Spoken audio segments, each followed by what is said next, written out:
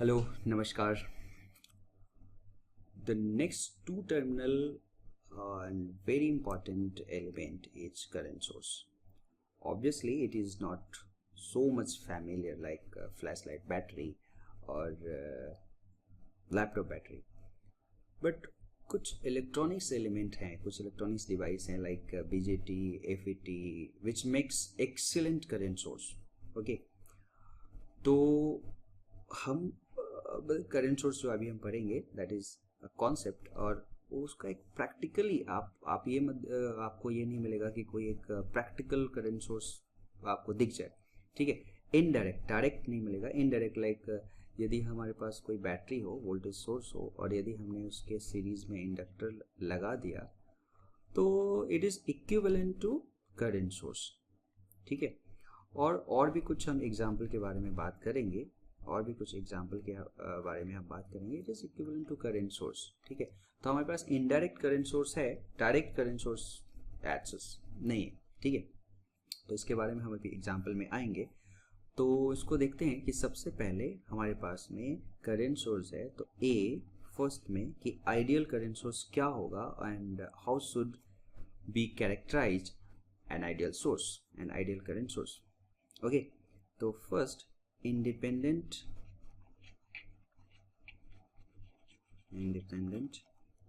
current source,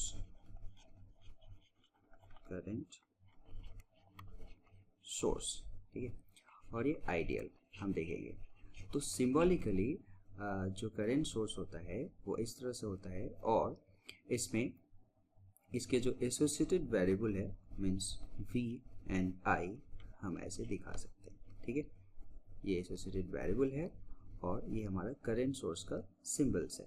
ठीक है, आप कह सकते हो कि जो करंट सोर्स हम अभी पढ़ने जा रहे हैं ये करंट सोर्स वोल्टेज सोर्स का ड्यूल है. Okay, what does it means? Dual of voltage source, dual of voltage source. इसका मतलब है कि इसमें जो वोल्टेज और करंट का जो रोल है वो एक्सचेंज हो गया. आपको याद होगा पिछले लेक्चर में जैसे मैंने बताया कि वोल्टेज सोर्स में क्या होता है कि वोल्टेज कांस्टेंट होता है irrespective of external circuits, but current जो होता है वो टोटली डिपेंड करता है किस पे? एक्सटर्नल सर्किट पे. ओके, उसी तरह से करंट सोर्स में voltage will be completely decided by external circuits, but current will be constant irrespective of external circuits. Okay, so you can say it is characterized as, you can say first in current source the role of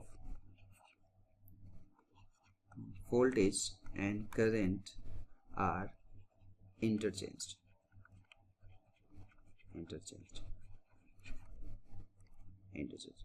role जो होता है इसमें वो interchange हो जाता है. ठीक है, और you can say current source is characterized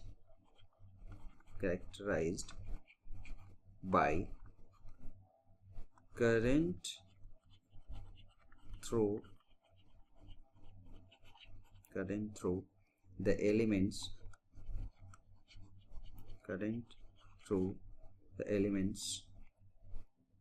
is completely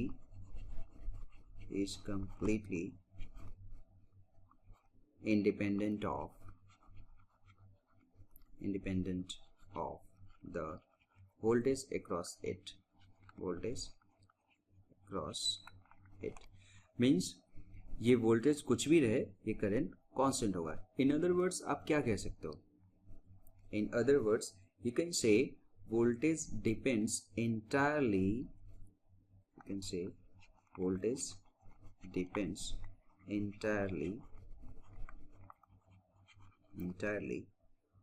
on the circuit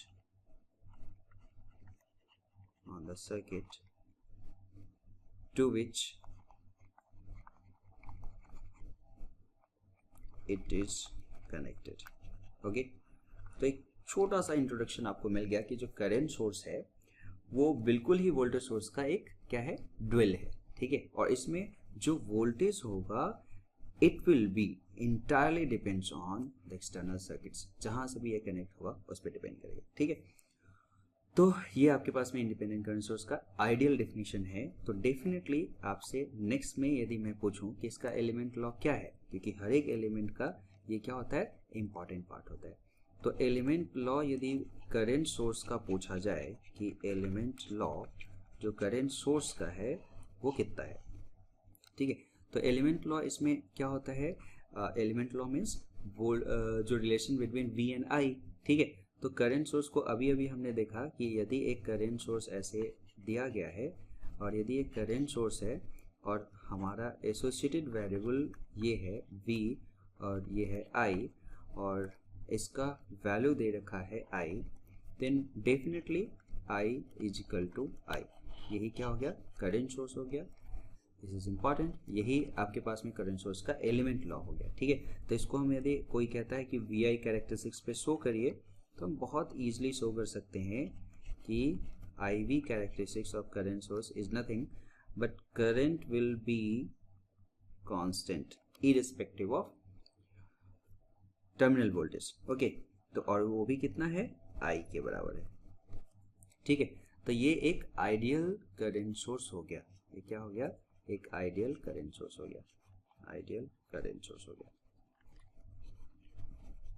ठीक है, इसको कोई कहता है कि आपको कि ये ग्राफ को पढ़ के बताओ, तो आप क्या कह सकते हो कि जो आउटपुट करंट है उसको मेंटेन करती है कौन, करंट सोर्स, इररिस्पेक्टिव ऑफ क्या, voltage source, voltage demand across its terminal. Okay, now यदि हम प्रैक्टिकल इस पे आए, इसके बी में आए, यदि हमें एक प्रैक्टिकल करंट सोर्स बनाना है, ठीक है, इंडिपेंडेंट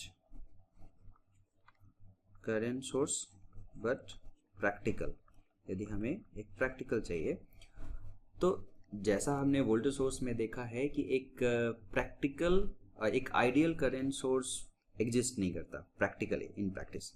ठीक है, उसी तरह से इन प्रैक्टिस आप एक्सपेक्ट नहीं कर सकते कि कोई एक आइडियल आपको करंट सोर्स मिल जाए। ठीक है, तो you can say ideal current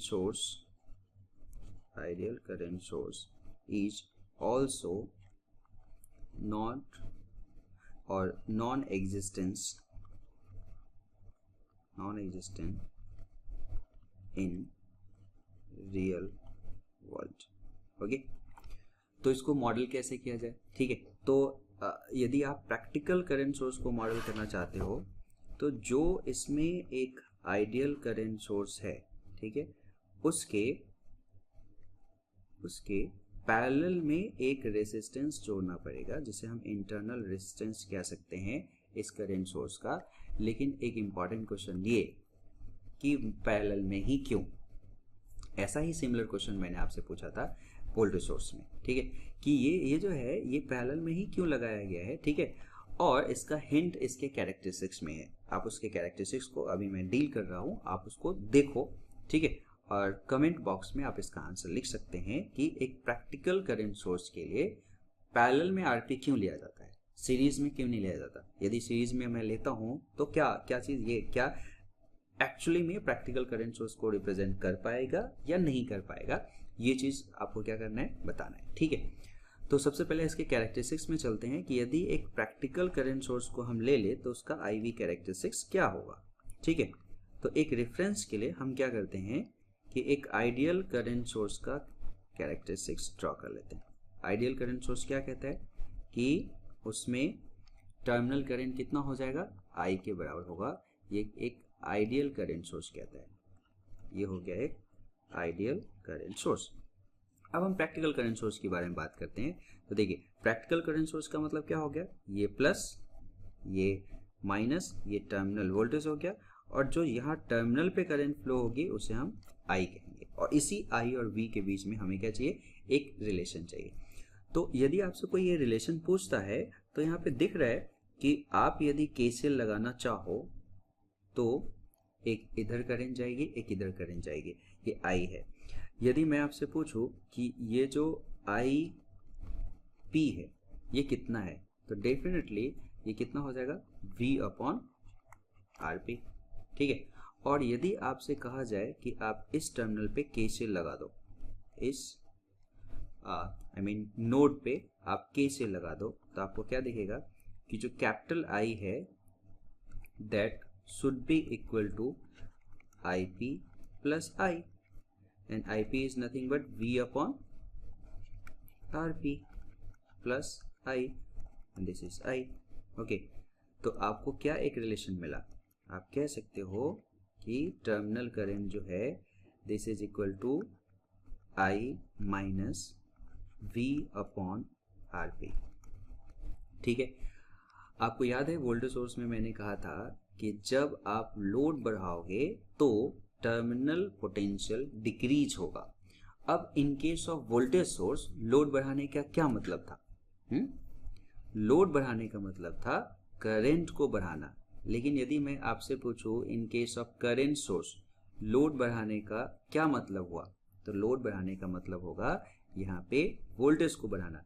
तो सी दिस, यदि हम इस वोल्टेज को बढ़ाते हैं तो डेफिनेटली ये करंट क्या होती है, डिक्रीज होती है. ठीक है, तो टर्मिनल वोल्टेज को यदि बढ़ाएंगे, यदि हमारा लोड डिमांड बढ़ा है किसके सामने, करंट सोर्स के सामने, तो ऑब्वियसली टर्मिनल करंट क्या हो जाएगी, डिक्रीज हो जाएगी. और इस चीज को यदि हम यहाँ पे प्लॉट करें तो see if V is 0 I is equal to I, मतलब कि ये कॉमन पॉइंट है. ठीक है, और यदि इसमें मैं I 0 कर दूं तो V का वैल्यू हो जाएगा I times of RP, means V का वैल्यू हो जाएगा this is I times of RP. तो डेफिनेटली ये स्ट्रेट लाइन यदि आप ऐसे जोड़ दो, ये स्ट्रेट लाइन यदि आप ऐसे जोड़ देते हो तो ये स्ट्रेट लाइन क्या शो कर रहा है, एक प्रैक्टिकल करंट सोर्स को शो कर रहा है. This is nothing but practical current source, practical current source. अब आपसे पूछा जाए कि देखो कि यदि हम लोड बढ़ाते हैं तो सी यदि इनिशियली यहाँ पे ये ऑपरेटिंग पॉइंट है, मतलब इस वोल्टेज पे ये करंट आपको टर्मिनल करंट मिल जाए. यदि आपने लोड बढ़ाया तो लोड बढ़ाने का मतलब क्या हो जाएगा, वोल्टेज बढ़ाना, क्योंकि आप करंट सोर्स के साथ डील कर रहे हो. ठीक है, तो यदि आपने वोल्टेज बढ़ा दिया तो डेफिनेटली करंट क्या हो गया, डिक्रीज हो गया. ये करंट डिक्रीज हो गया, ये नीचे आ गया यदि आपने वोल्टेज को बढ़ाया तो. ठीक है, तो ये एक प्रैक्टिकल करंट सोर्स को क्या कर रहा है, शो कर रहा है. ठीक है, तो ये हमारे पास में एक तरह से प्रैक्टिकल करंट सोर्स हुआ. और जैसा कि मैंने शुरुआत में आपसे कहा कि एक डायरेक्टली मतलब कि इन प्रैक्टिस करंट सोर्स आप नहीं देखते हो, जनरली ये आपको फैमिलियर उतना नहीं है, लेकिन इनडायरेक्टली हमारे पास है. जैसे एक एग्जांपल मैंने दिया कि वोल्टेज सोर्स के सीरीज में यदि आप इंडक्टर को लगा दो तो वो एक्ट करता है एक प्रैक्टिकल करंट सोर्स की तरह. ठीक है, और भी तरीका है बीजेटी के बारे में, अभी हम थोड़े से चलेंगे. ठीक है, तो कुछ एग्जांपल्स के तौर पे हम लिख सकते हैं कि करंट सोर्स के जो एग्जांपल्स हैं, करंट सोर्स के जो एग्जांपल्स है उसके फॉर्मेट में हम लिख सकते हैं कि जैसे BJT, FET, okay, op-amp. These are few electronics devices which makes excellent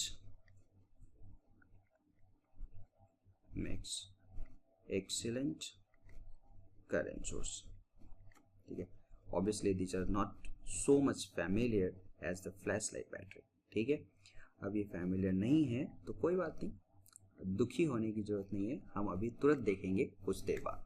ठीक है, कि एक किस तरह से बीजेटी एफईटी एक्ट कर रहा है करंट सोर्स की तरह. ठीक है, अब बहुत इंपॉर्टेंट पार्ट आ रहा है, तो आपका कंसंट्रेशन बहुत ज़्यादा रिक्वायर्ड होगा.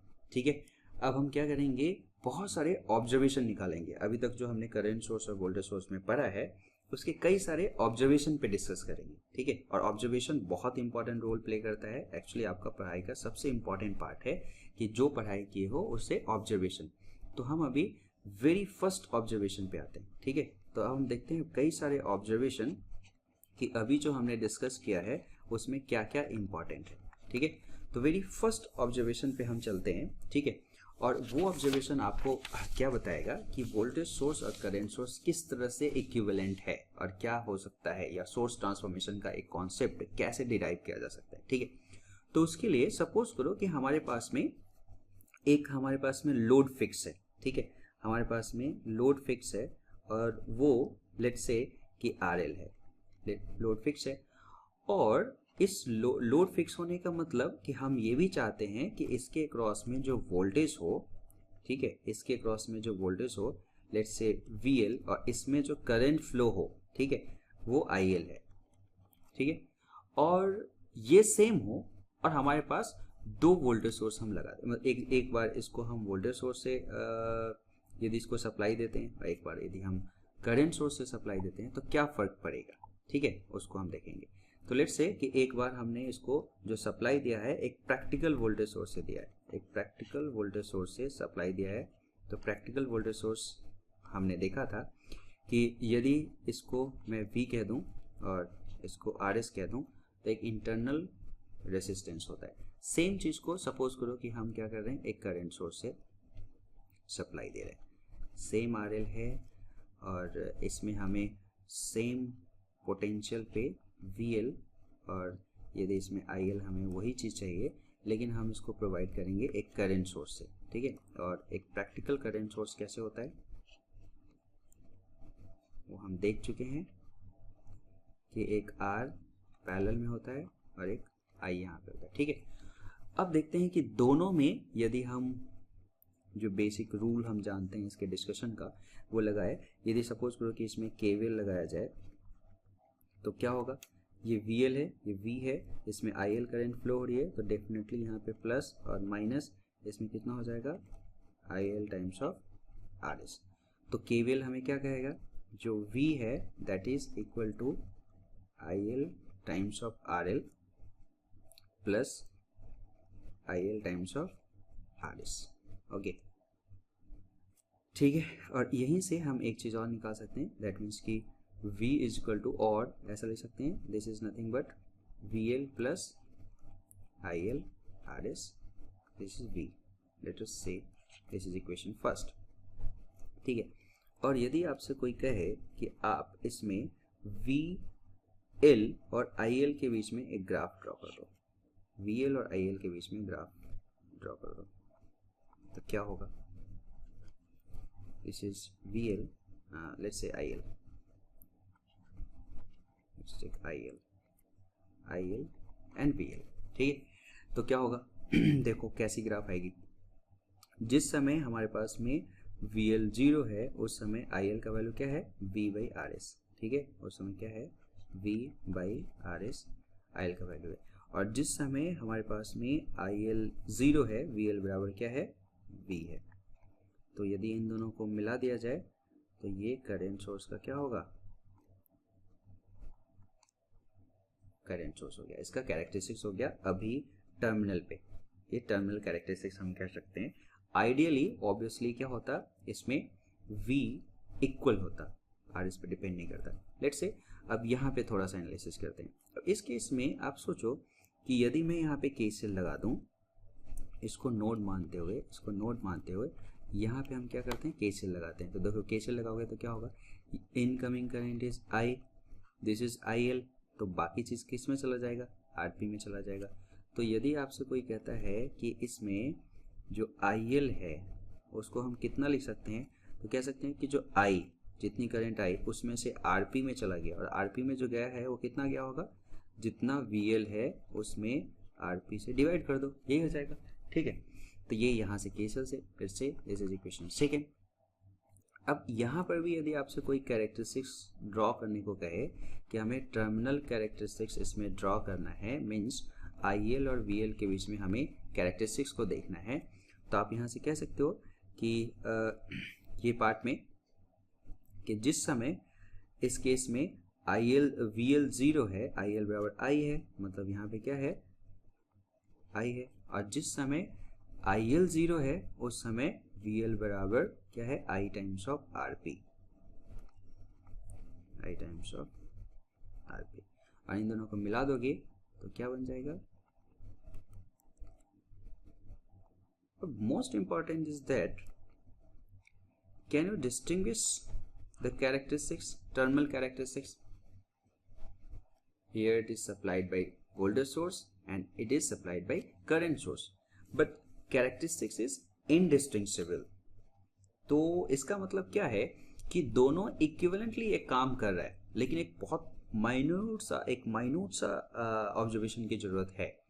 तो हम कह सकते हैं कि यदि हमारे पास में यहाँ पे कि एक practical voltage source can be electrically equivalent to practical current source, means कि RL is connected to either will have same VL and IL if what, okay, if VL is equal to, from current source point of view, voltage source point of view, first figure you can write VL is equal to V times of RL by RS plus RL, and from second figure this VL can be written as I times of RP upon RP plus RL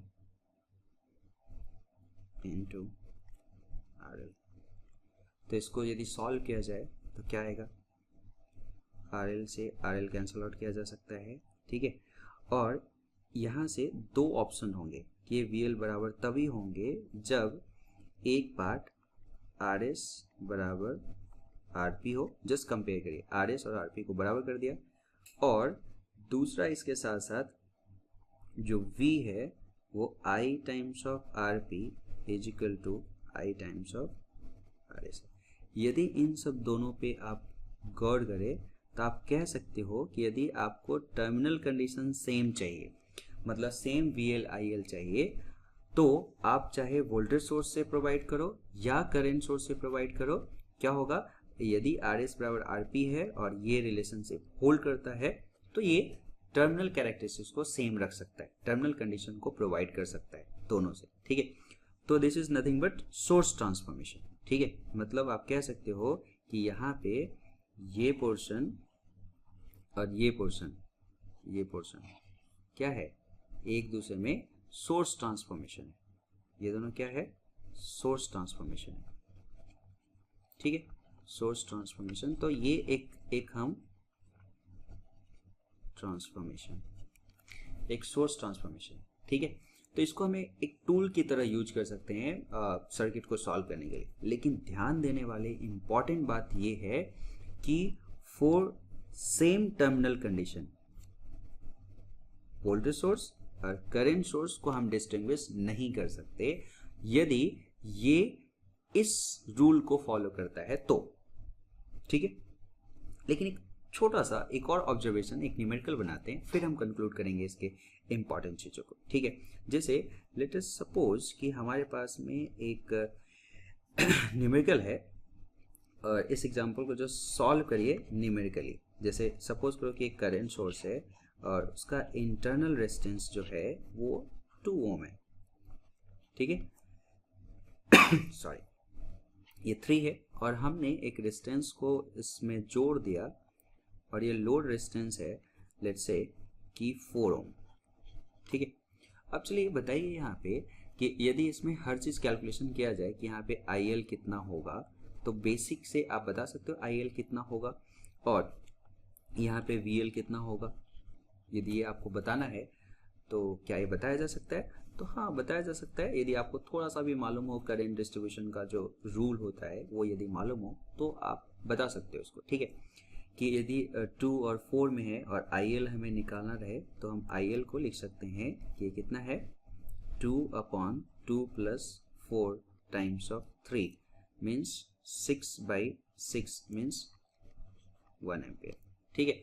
ये आप घबराना नहीं कि ये current distribution law कहते हैं, जिसको अभी हम कमिंग लेक्चर में अभी हम बनाने वाले हैं, लेकिन इतना मैं एक्सपेक्ट कर रहा हूँ कि इतना नॉलेज आपको होगा, हालांकि हम अभी डिस्कस करेंगे। तो इसीलिए इसमें जो VL हो जाएगा वो कितना हो जाएगा, IL यदि 1 एम्पियर है तो 1 ampere times of 4 means 4 volt, ठीक है। और इसीलिए आप ये भी निकाल सकते हो कि current in 2 ohm, let's say this is I2, ठीक है।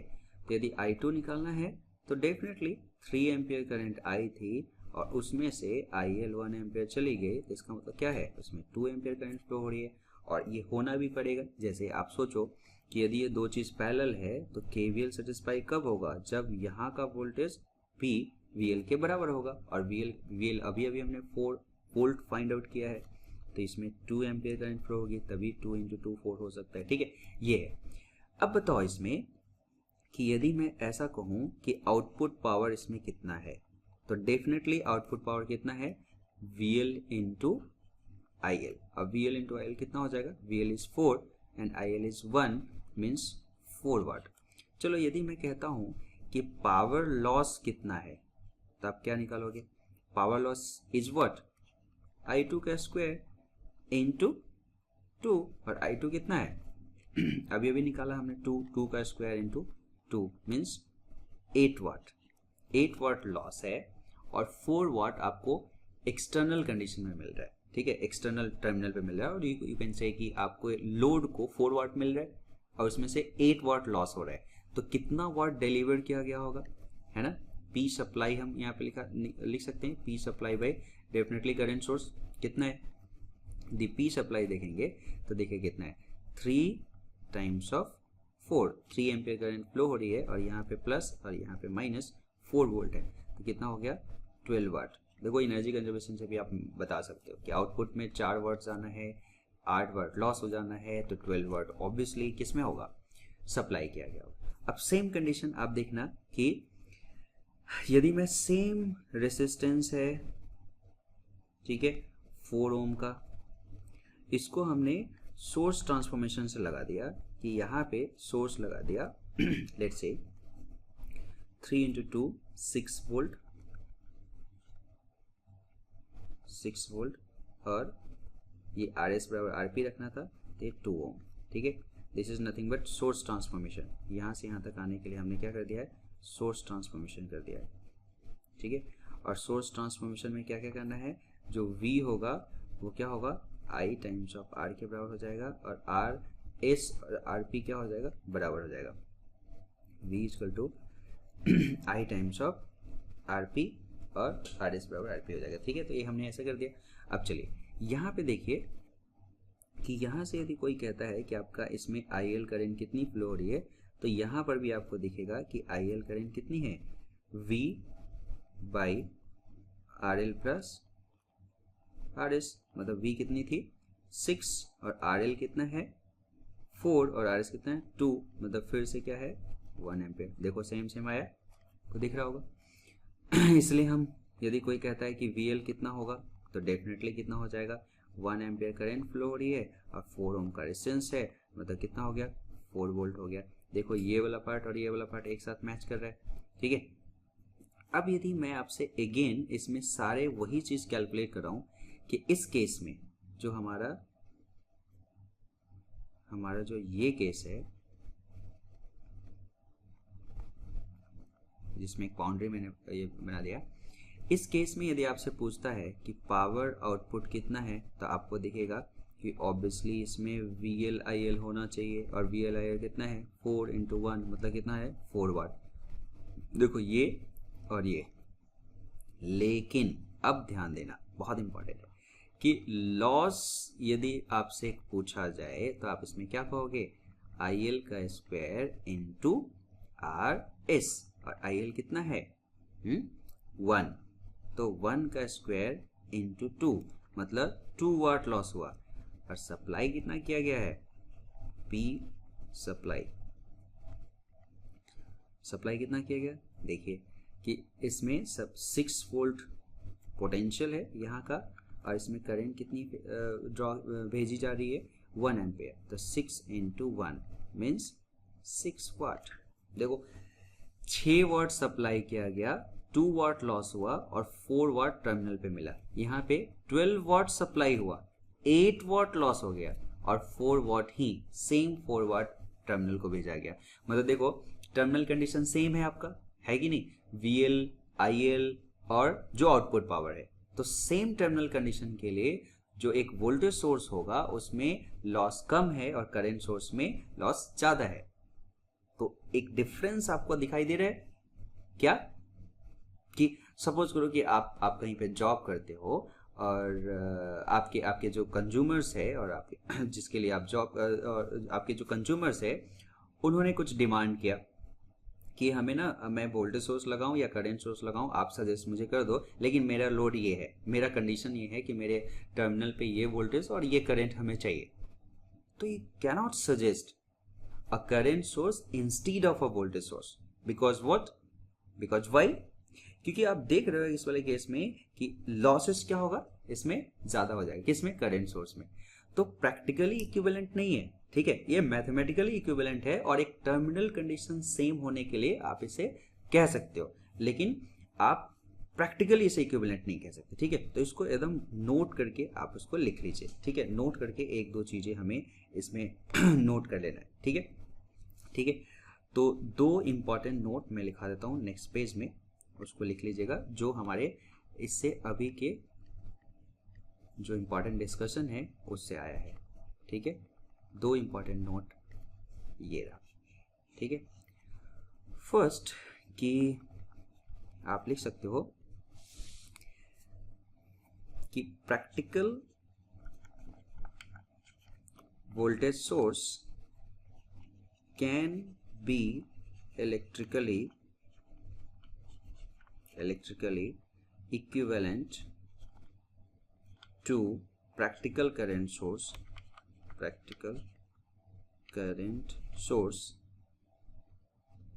that is, you can say that is RL, load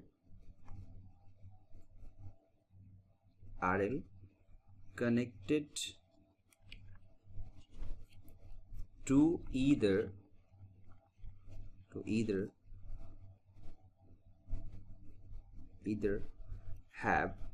will have same IL and VL if what, if two things, जो RS है और RP है वो बराबर होना चाहिए, और जो V है वो I टाइम्स ऑफ RP और I टाइम्स ऑफ RS किसी के बराबर हो, ये चीज़ होल्ड होना चाहिए, तो आप उसको लगा सकते हो। And this is nothing but source transformation formula. ये क्या है, एक सोर्स ट्रांसफॉर्मेशन फार्मूला है, ठीक है। दूसरा इंपॉर्टेंट नोट क्या है कि practical sources are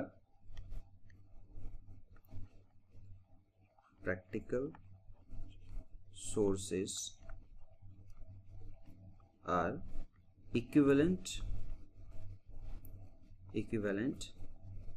only with respect to the load terminal. They are not equivalent internally. They are not equivalent internally. They are not equivalent internally. इसका क्या मीनिंग हुआ? हाँ, इसका मीनिंग ये हुआ कि इंटरनली देखो दोनों में लॉस अलग अलग था, ठीक है। तो ये बहुत इंपॉर्टेंट ऑब्जर्वेशन है जिसे आप अच्छे से नोट करेंगे और ध्यान रखेंगे, ठीक है। नेक्स्ट में कुछ और भी इंपॉर्टेंट ऑब्जर्वेशन है जिसे मैं नेक्स्ट लेक्चर में आपको बताऊंगा, ठीक है।